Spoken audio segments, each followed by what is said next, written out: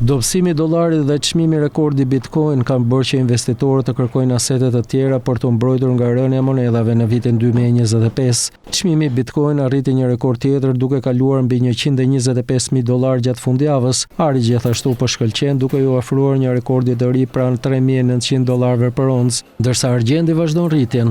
Kjo situatë po nxitet nga shqetësimet në rritje për deficitin fiskal dhe dyshimet e rinovuara mbi forcën e dollarit amerikan që ka humbur rreth 10% të vlerës këtë vit. Lëvizjet e fundit janë pjesa e asaj që tregtarët e quajnë tregtia kundër zhvlerësimit, sipas së cilës asetet e qëndrueshme do të performojnë më mirë se monedhat në një epokë të borxheve shtetërore në rritje dhe inflacionit të vazhdueshëm. Tregtia kundër zhvlerësimit u shfaq vonë vitin e kaluar dhe është përshpejtuar në muajt e fundit, sipas strategëve të bankave kryesore. Me rritjen e niveleve të borxhit global dhe me bankat qendrore që vazhdojnë të ulin normat e interesit pavarësisht inflacionit të pranishëm, shumë investitorë po rishikojnë besimin e tyre tek paratë për letre. Kjo ka rikthyer kërkesën për një shtret tradicionale sigurie si ari, por edhe për alternativa si Bitcoin, i quajtur shpesh ari digital. Analistët e JP Morgan thonë se Bitcoin mund të jetë në vlerësuar deri në 40% krahasuar me arin, duke sugjeruar një potencial rritje deri në rreth $165,000 nëse tendencat aktuale vazhdojnë. Ndërsa ari mbetet shtret preferuar për shumë investitorë konservator,